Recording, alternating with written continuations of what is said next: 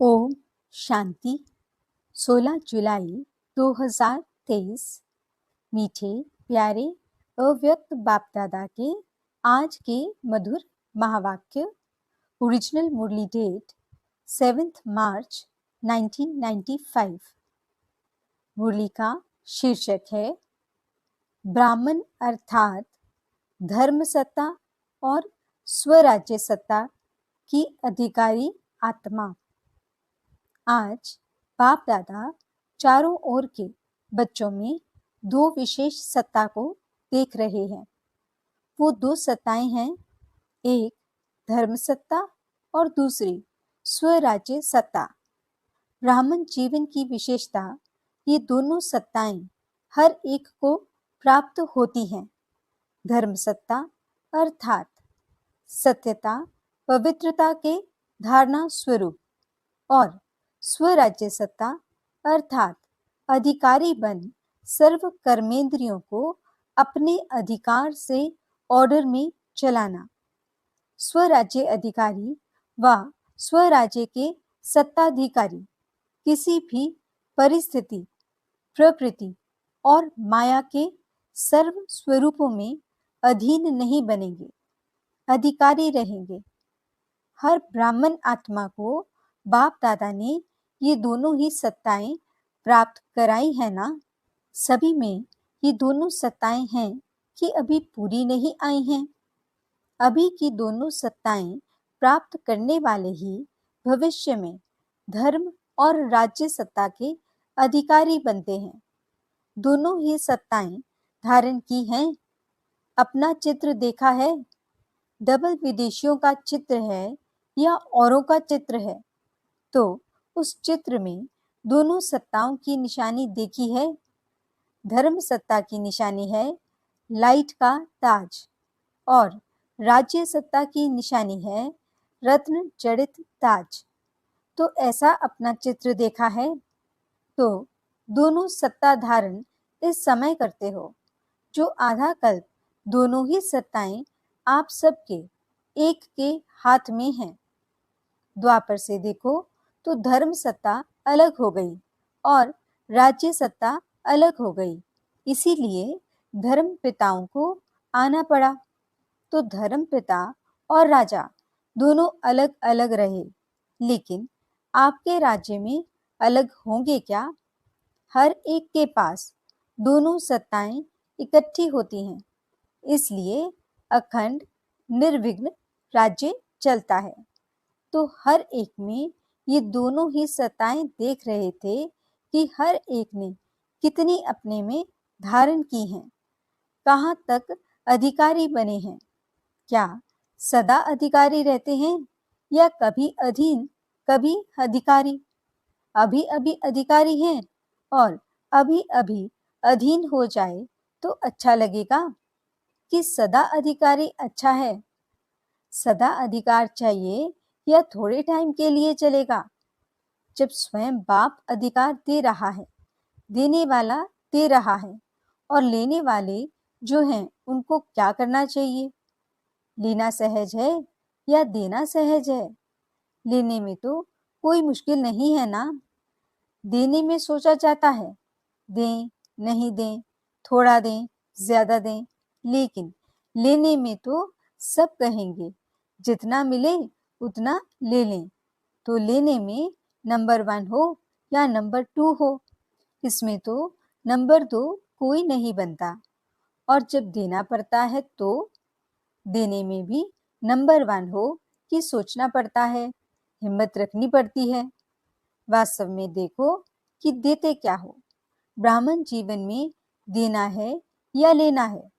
अगर देने वाली चीज से लेने वाली चीज श्रेष्ठ है तो लेना हुआ या देना हुआ? देना पड़ेगा, देना है, ये सोचते हो तो भारी होते हो।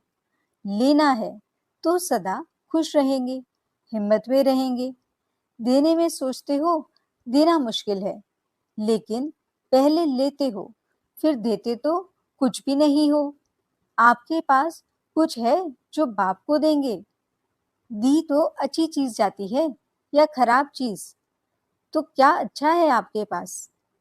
तन अच्छा है, मन अच्छा है, धन अच्छा है, बेकार है। दवाइयों के धक्के से शरीर चला रहे हो, तो धक्के वाली गाड़ी अच्छी होती है क्या? तो ब्राह्मण जीवन में लेना ही लेना है। और बाप तो मुस्कुराते हैं कि बच्चे बाप से भी चतुर हैं, पहले लेते हैं फिर देने का सोचते हैं। होशियार होना अच्छा है, बच्चे होशियार होते हैं तो बाप को अच्छा लगता है। लेकिन चलते चलते यदि डल हो जाते हैं तो अच्छा नहीं लगता है। कभी कभी बच्चों की शक्ल फेस ऐसे लगती है कि पता नहीं क्या हो गया, जैसे शरीर में चलते चलते खून कम हो जाता है तो कमजोर हो जाते हैं ना, फेस से भी कमजोरी नजर आती है। तो यहाँ भी खुशी की शक्तियों की कमी हो जाती है ना, तो चेहरा ऐसे हो जाता है जैसे सब जानते हैं, सभी अनुभवी हैं। एक तरफ कहते हो कि खुशियों की खान मिली है और वो भी अविनाशी, फिर कम कैसे हो जाती है? तो बाप के पास आपके सारे दिन के मन के मूड और मूड प्रमाण, जो फेस बदलता है वो सारे दिन के चित्र वहां होते हैं। आप तो चित्रों का म्यूजियम बनाते हो ना, बाप के पास आपके चित्रों का म्यूजियम होता है। तो सदा ये याद रखो कि मैं ब्राह्मण आत्मा राज्य सत्ता और धर्म सत्ता की अधिकारी आत्मा हूँ। ये स्मृति का निश्चय है तो नशा है, निश्चय कम तो नशा भी कम। तो चेक करो, ये सत्ताएं सदा साथ रहती हैं व कभी खो जाती हैं, कभी आ जाती हैं। अच्छा, आज डबल विदेशी मेजॉरिटी है। बाप दादा विशेष डबल विदेशियों से पूछते हैं कि सारे दिन में अपने अधिकार के सीट पर सेट रहते हो या अपसेट बहुत जल्दी होते हो? कि अपसेट होना ये पास्ट की बात है, अभी नहीं होते। पास्ट हो गया ना, अभी तो नहीं होते हो ना। अभी नॉलेजफुल पावरफुल बन गए, ऐसे तो नहीं कि छोटी छोटी बात में अपसेट हो जाओ, चेहरा बदल जाए, मूड बदल जाए। ऐसा कभी कभी होता है, कभी कभी अपसेट होते हो। अच्छा, जो समझते हैं कि अपसेट होना क्या होता है वह भी भूल गया है। ऐसे शक्तिशाली आत्माएं जो कभी अपसेट नहीं होते हैं वो हाथ उठाओ। सच तो बोल रहे हो, उसकी मुबारक। अभी इस सीजन में कुछ तो मधुबन में छोड़कर जाएंगे या कुछ लेकर जाएंगे। मेजॉरिटी ने मधुबन में शिवरात्रि मनाई है ना, तो जिसका बर्थडे होता है उसको गिफ्ट देते हो ना, तो बाप को क्या गिफ्ट दी? ये अपसेट होना, यही गिफ्ट दे दो। नहीं होंगे? हिम्मत है? अच्छा, हाथ उठाओ और टीवी में सबके हाथ निकालो। सोच समझकर पक्के हाथ उठाना। देखो, सभी के हाथ का फोटो निकाला। देखना, अभी फोटो निकल गया है। बाप दादा को वो चेहरा अच्छा नहीं लगता। बाप दादा हर एक बच्चे को सदा खिला हुआ रूहानी गुलाब देखना चाहते हैं, मुरझाया हुआ नहीं, खिला हुआ। जिससे प्यार होता है ना, तो उसको जो अच्छा लगता है वही किया जाता है। डबल फॉरेनर्स तो बाप से बहुत प्यार करते हैं, तो जो बाप को अच्छा लगता है वही आपको अच्छा लगता है ना।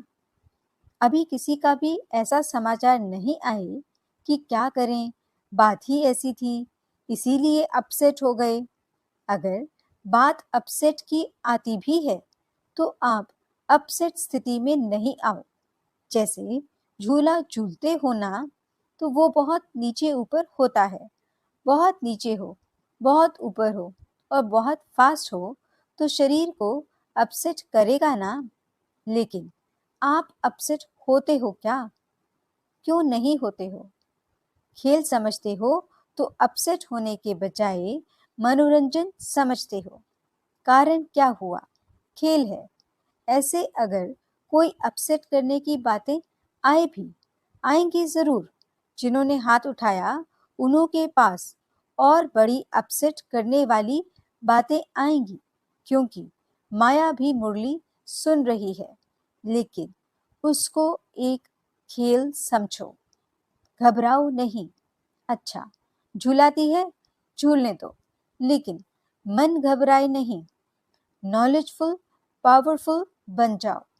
उस सीट को छोड़ो नहीं।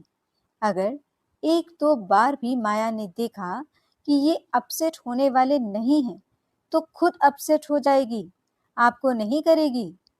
बात की लेन देन भले करो, कोई भी बात आती है तो नॉलेजफुल होने के कारण समझते तो हो ना, ये ठीक है, ये नहीं ठीक है, ये होनी चाहिए, ये नहीं होनी चाहिए। लेकिन बात की लेन देन बात के रीति से करो, अपसेट रूप से नहीं करो। एक तरफ बोलते जाएंगे, दूसरे तरफ गंगा जमुना बहाते रहेंगे। चाहे मन में बहाओ, चाहे आंख से बहाओ, दोनों ही ठीक नहीं है। तो गिफ्ट देने के लिए तैयार हो? सोच लिया कि ऐसे ही हाँ कर लिया। बाप दादा बहुत सहज शब्दों में युक्ति बता रहे हैं कि जब भी कोई परिस्थिति या प्रकृति हलचल के रूप में आए तो दो शब्द याद रखो। विधि है यह नॉट यानी नहीं करो, या डॉट यानी बिंदु लगाओ। नॉट या डॉट, अगर कोई बात रॉन्ग है तो यही सोचो, नॉट माना नहीं करना है। न सोचना है, न करना है, न बोलना है। और डॉट लगा दो तो नॉट हो ही जाएगा। सोचो नॉट, लगाओ डॉट, फिनिश। डॉट बिंदी लगाने में कितना टाइम लगता है? सेकंड से भी कम। लेकिन होता क्या है, समझते हो कि ये नहीं करना है, ठीक नहीं है, लेकिन डॉट लगाना नहीं आता है।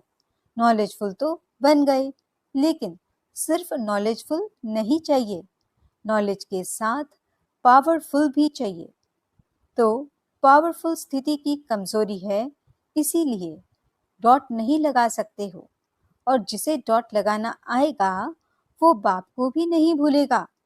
बाप भी डॉट यानी बिंदी है, आप भी तो डॉट हो, तो सभी याद आ जाएगा।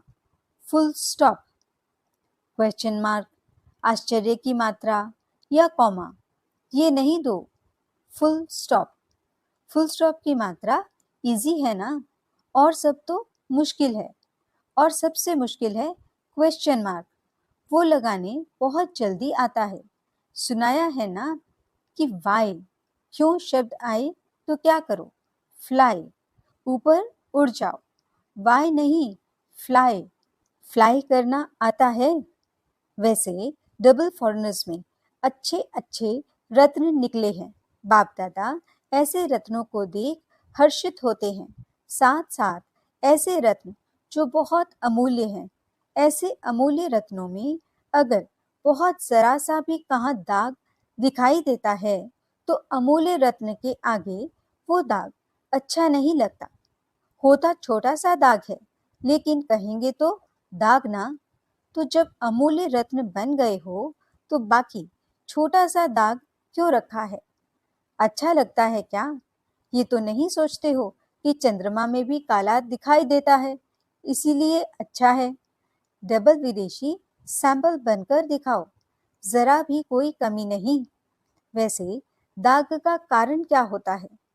चाहते नहीं हो कि दाग लगे, लेकिन लग जाता है। क्यों लग जाता है?